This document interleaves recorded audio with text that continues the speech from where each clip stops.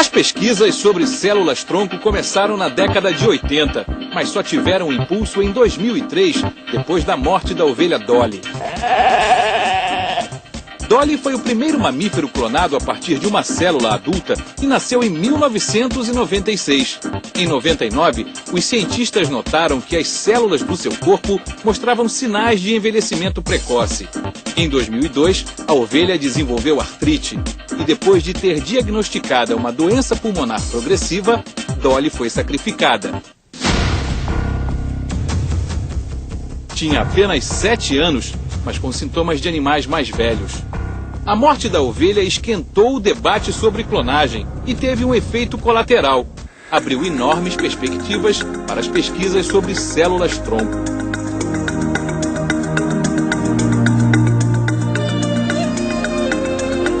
Células-tronco são aquelas capazes de se multiplicar e de se transformar em qualquer um dos 216 tecidos que compõem o corpo humano. A utilização para fins terapêuticos pode representar um grande avanço no tratamento de inúmeras doenças, tanto crônicas quanto degenerativas. As células-tronco podem ser de 2 tipos.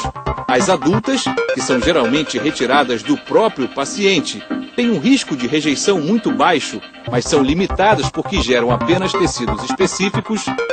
E as embrionárias, que, como o nome diz, são retiradas de embriões e podem se transformar em qualquer outra célula do corpo. Inglaterra, China, Coreia, Austrália e Israel são os países onde os estudos estão mais avançados. Na Inglaterra, inclusive, segundo o jornal Sunday Times, alguns jogadores de futebol estão armazenando células-tronco do cordão umbilical de seus bebês recém-nascidos. O objetivo é, eventualmente, utilizá-las para tratar suas próprias lesões em cartilagens ou ligamentos. Agora, uma nova descoberta agitou os meios científicos. Sabe aquela gordurinha que insiste em se acumular nos quadris ou na barriga? Deixa a silhueta roliça e saliente? Pois é, ela pode ser útil. Os pesquisadores descobriram que o chamado tecido adiposo contém uma elevada concentração de células-tronco adultas. As células-tronco de gordura podem se transformar numa poderosa arma de combate às doenças neuromusculares, que afetam 1 em cada 1000 habitantes do planeta. Aqui no Brasil, 200 mil pessoas sofrem de algum tipo de distrofia muscular, que causa a perda progressiva da musculatura e da força. No programa de hoje, você vai ver uma entrevista com uma pioneira na pesquisa sobre o assunto, a geneticista Maiana Zatz, do Centro de Estudos do Genoma Humano da Universidade de São Paulo. Maiana Zatz nasceu em Israel, foi pequena para a França e está no Brasil desde 1955. É a coordenadora desde a fundação, há 37 anos, do Centro de Estudos do Genoma Humano. Pioneira no estudo das doenças neuromusculares, dedicou a vida ao estudo dos mecanismos que causam a distrofia muscular, uma doença hereditária e degenerativa. Uma das formas mais graves, a distrofia de Duchenne, só atinge meninos. Eles nascem sem problemas aparentes e começam a apresentar os sintomas aos 3 anos de idade. Aos 10, 12 anos, já não conseguem andar. É um quadro progressivo, grave e que não tem cura. Seu interesse pela doença a levou a fundar a Associação Brasileira de Distrofia Muscular, ABDIM, onde entra em contato com as famílias que vivem esse drama. Maiana está otimista.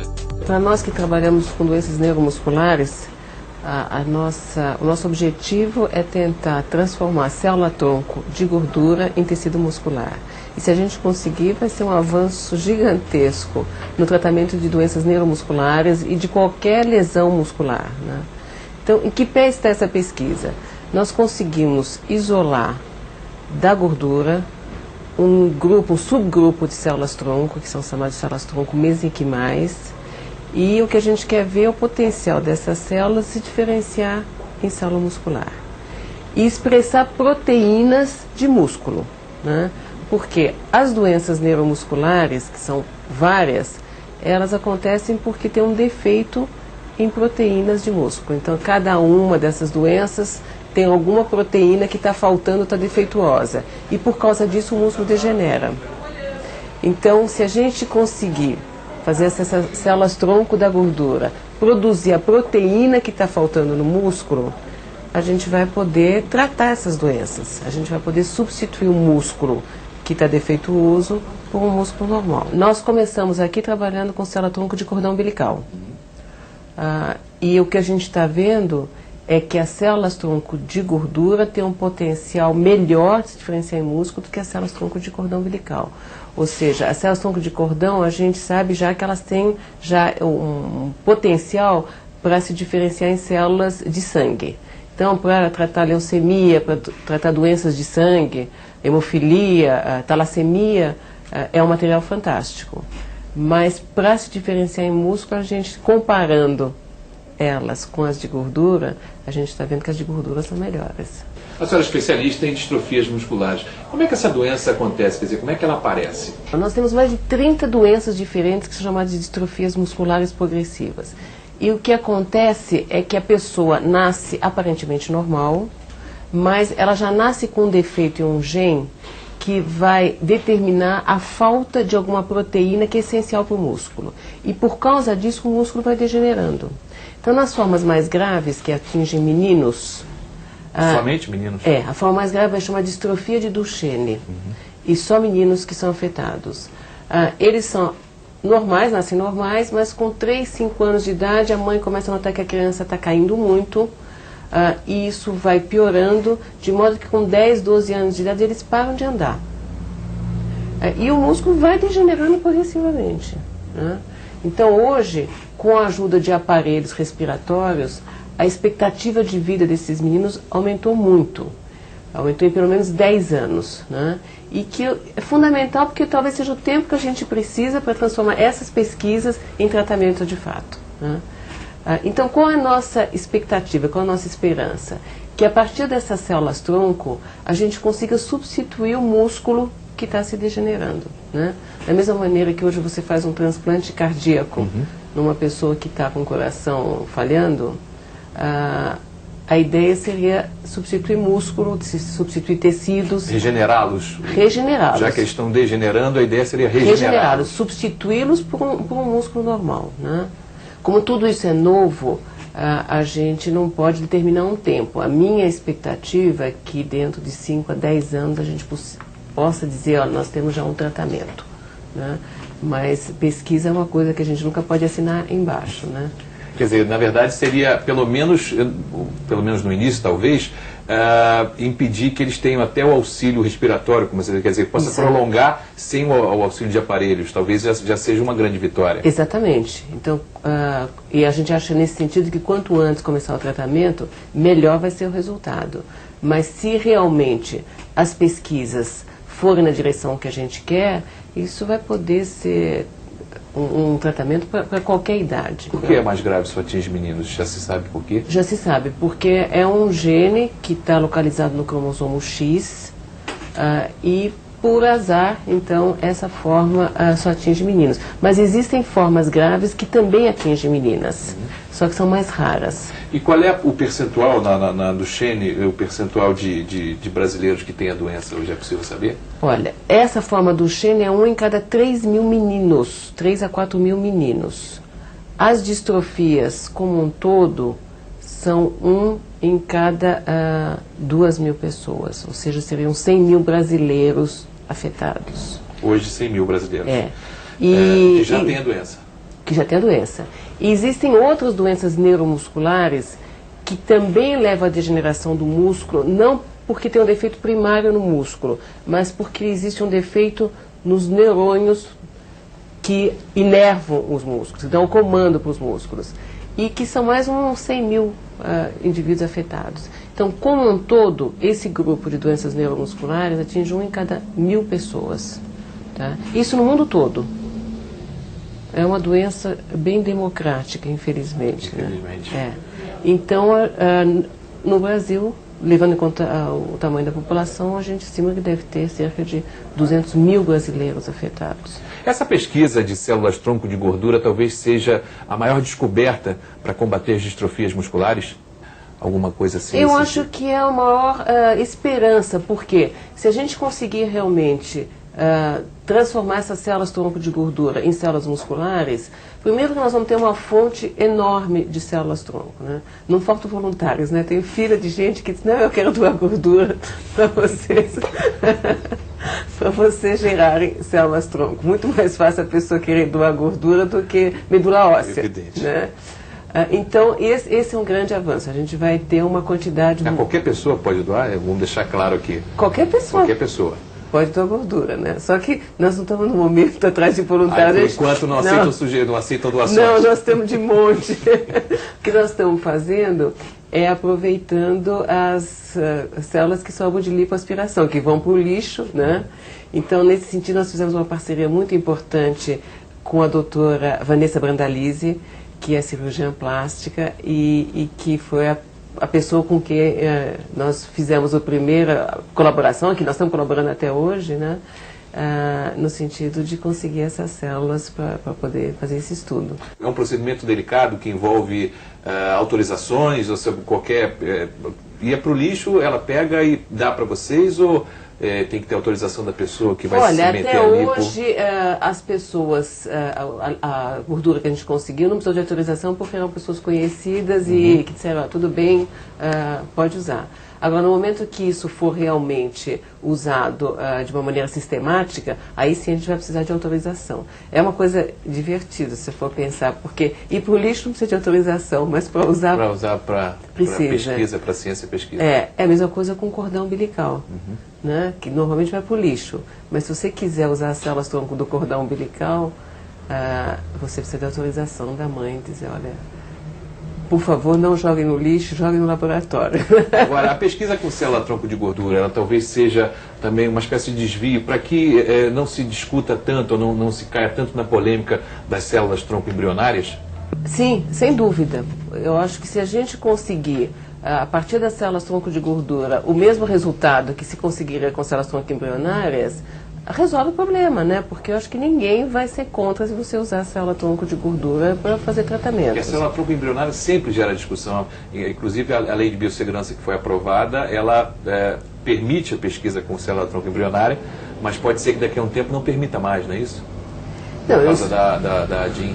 Não, eu espero que não. Eu acho que a gente teve um apoio tão grande do Congresso e da população em geral, que eu acho que vai ser difícil reverter. 85% dos parlamentares, dos deputados, votaram a favor dessa lei. E a população toda é a favor. A gente quer trabalhar com esses embriões porque a partir deles nós vamos aprender muito. Nós vamos aprender o comportamento das células-tronco embrionárias. Nós vamos aprender que genes são necessários para fabricar cada tecido. Mas uma vez que a gente tiver aprendido isso, acho que ninguém quer continuar trabalhando com essas células, né?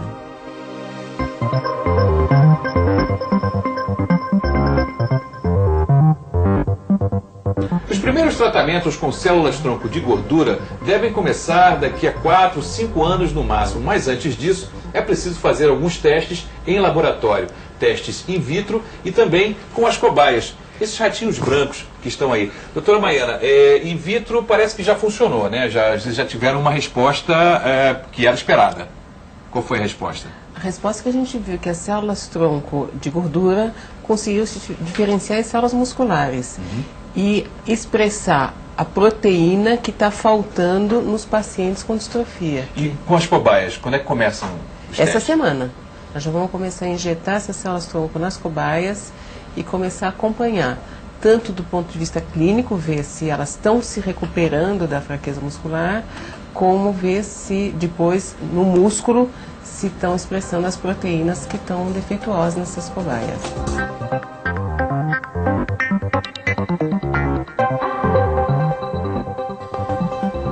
Estes são os camundongos que, ainda essa semana, vão receber injeções com células-tronco de gordura. Quem vai fazer esse trabalho é a Natácia Vieira, que é bióloga, está fazendo curso de doutorado em genética, não é isso? E está participando da pesquisa. Vai ser essa semana ainda, né? Vai. E você que vai fazer isso. Agora, em quem que você vai aplicar a injeção de célula-tronco? Porque a gente sabe que aí tem um camundongo que sofre de distrofia muscular, não é isso? Isso. Eu vou aplicar a injeção de célula-tronco no camundongo que sofre de distrofia muscular, para poder ver se ele vai ter alguma melhora clínica associada à restauração da proteína, que é o que a gente espera. E como é que a gente sabe qual é o que tem? Eu queria que você mostrasse então pra eu gente. posso te mostrar. Isso. A gente tem 3, não é isso? Tem 3 camundongos. Então você pode ver que esse, ele tenta me escalar minha mão. E... Só um minuto. Quer dizer, esse é o normal. Esse seria um normal. E aqui, esse daqui, então, ele junta todas as patinhas junto, porque ele não consegue escalar minha mão porque não tem força. Ou seja, esse camundongo sofre de distrofia muscular. Sim, ele não tem força porque ele tem problema nos músculos. Por isso Esse aqui é normal, quer dizer, o normal é que ele tente escalar a tua mão pra escapar. tentar segurar no meu dedo aqui. E esse daqui ele não tenta porque ele não tem força para segurar no meu dedo. Entendi. Então é ele que vai receber a injeção. Isso. Agora, qual é o prazo? Você participou também da experiência in vitro. Em Isso. quanto tempo na experiência in vitro, em quanto tempo na experiência in vitro você teve o resultado de que as células-tronco de gordura se transformaram em células de músculo? Demorou mais ou menos um mês. Um mês. Isso. E com o camundongo, quanto tempo você acha que isso vai demorar? Então, alguns trabalhos recentes mostraram que é em torno de 90 dias que acontece a restauração da proteína. Então, o esperado é que a melhora clínica demore mais do que isso. Então, eu vou aguardar mais do que 90 dias para poder fazer a verificação da clínica deles. Ou seja, 90 dias pelo menos para que haja a atuação da célula-tronco. E a partir daí, então, que aconteça a melhora. Isso. Isso deve mais 90 dias, você acredita? A gente sempre pergunta prazo, enfim, sim, a gente sabe que é difícil. o que eu espero fazer é, depois desses 90 dias, começar a testar se ele consegue ter o comportamento de acordo com o normal. O normal. Isso. E aí, todos os dias eu vou lá e olho. Todo dia? Isso é um trabalho que todo dia você vai ter que fazer isso? Todo dia. Quer dizer, é um paciente que você vai ter que Sim. acompanhar Filmar diariamente. todos os dias para poder fazer o comparativo. Porque a gente sempre quer ver, né? Claro. Agora, isso a gente está falando de camundongo. Agora, quando a pesquisa vai também incluir cachorros. Isso. E o cachorro é mais complicado um pouquinho? É mais complicado, primeiro, porque é necessário muito mais células. Então, como o bicho é maior, para você conseguir tratar esse animal, você vai ter que ter um número 100 vezes maior de células do que num camundongo, porque ele é 100 vezes maior. E para manipular esses animais, manter essa colônia também é muito difícil, porque os cachorros são maiores, o gasto é maior, e enquanto os camundongos eles se reproduzem mais rápido. Então é mais fácil trabalhar com camundongo, mas os resultados eu acho que vão ser melhores nos cachorros. A bióloga quer dizer que se para um camundongo é necessário, por exemplo, 1 ml de células-tronco, para um cachorro da raça Golden Retriever será necessário 1 litro de células-tronco, porque o cão é 1000 vezes maior do que o camundongo. Mas para começar os testes que os cientistas chamam in vivo, foi preciso importar as cobaias. Esses camundongos que estão aqui, que vão ser submetidos ao teste, não são brasileiros? Não. Eles foram importados dos Estados Unidos, porque nos Estados Unidos já existia uma colônia desses camundongos e de outros camundongos que têm esses defeitos musculares. E então a gente importa, porque para a gente criar uma colônia dessas aqui levaria um tempo enorme. Mas é muito difícil o processo de importação. Então, Por quê? Porque existe uma burocracia enorme, a gente leva meses para conseguir trazer esses bichos. E uma das coisas que a gente está batalhando é que para que se facilite a importação de material de pesquisa para os pesquisadores. Então, a minha sugestão é que todo material de pesquisa deveria ter um carimbo dizendo pesquisa, libere-se em 48 horas. E só assim a gente vai poder fazer uma pesquisa competitiva e ágil. E que hoje é uma coisa que, se você não conseguir fazer isso, a gente nunca vai poder competir com o primeiro mundo, a gente nunca vai poder fazer uma pesquisa com a rapidez que a gente quer. E até a rapidez com relação até à doença, porque o organismo da cobaia é semelhante, a reação é semelhante ao humano, não é isso? Exatamente. A cobaia é um modelo fantástico porque ela tem um tipo de distrofia que é muito semelhante à humana. Então, a partir da cobaia, a gente vai poder avaliar qual o potencial da célula de gordura de se diferenciar em célula muscular e o efeito clínico, né? Como é que clinicamente esses bichos estão melhorando. Agora, também tem uma certa, eu não diria burocracia, mas aí tem uma questão ética também, que é a passagem dos testes em cobaias para testes em humanos. Quanto tempo, mais uma vez a questão do tempo na pesquisa, mas qual é a sua estimativa para que isso possa começar? teste em humanos? A gente tem que partir, primeiro a gente tem que fazer isso em cobaias, depois nós temos que fazer um modelo maior, que é o cachorro, e que é muito mais semelhante ao homem. Se a gente tiver bons resultados nos cachorros, então aí acho que o próximo passo é partir para humanos, e obviamente tudo isso vai ter que ser aprovado antes por comitês de ética. E nós vamos começar pelas doenças mais graves, né? Onde você tem uma progressão muito mais rápida e uma pressa muito maior. Né? Que é aquela coisa que a gente estava conversando antes, que já tem gente, dezenas, centenas de pessoas se oferecendo para receber esse tratamento, mas é uma coisa que tem que ser com calma, com ética.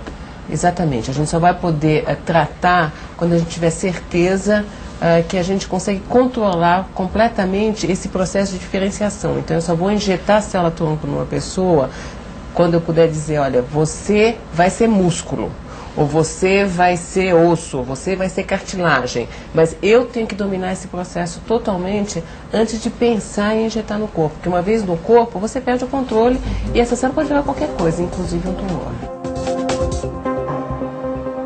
Maiana Zatti sabe que a descoberta do tratamento contra a distrofia muscular é uma luta eterna contra o tempo e está longe de significar apenas um processo frio, com números, cobaias, estatísticas.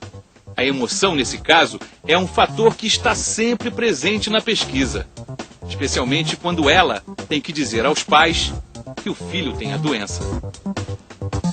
Qualquer pessoa que tem um filho pode entender que é um diagnóstico muito difícil. Ninguém está preparado para ter filhos com problema, né? A gente está preparado para ter um filho saudável e que vai nos substituir algum dia na vida, né? Mas a gente tenta ajudar as pessoas a lidar com esse problema, né? E é incrível, mas tem muitos pacientes que nos dão uma lição de coragem, né? E para mim, toda vez que eu estou em contato com esses pacientes, eu revejo os meus valores de uma outra maneira, porque a gente está sempre se queixando, né? E no momento você vê pessoas que estão em cadeira de rodas, que têm inúmeras dificuldades, mas que têm um astral lá em cima e que têm um otimismo e que têm vontade de viver e que percebem que podem contribuir de inúmeras maneiras, a gente percebe que a gente não tem direito de se queixar de nada, né? E são esses pacientes que nos impulsionam, que nos dão toda a vontade, que nos dão todo o ânimo para continuar a pesquisa, não desanimar nunca, porque eles são um incentivo enorme. Acho que a senhora deve sonhar quase sempre com o dia em que a senhora puder começar a fazer essa terapia, esse tratamento num paciente. Com certeza, eu dediquei toda a minha vida a isso, né? Eu acho que o maior sonho é poder dizer, olha, temos um tratamento, né? E vamos aplicá-lo, vamos começar. Vamos começar, Vai ser, acho que, o dia mais importante da minha vida.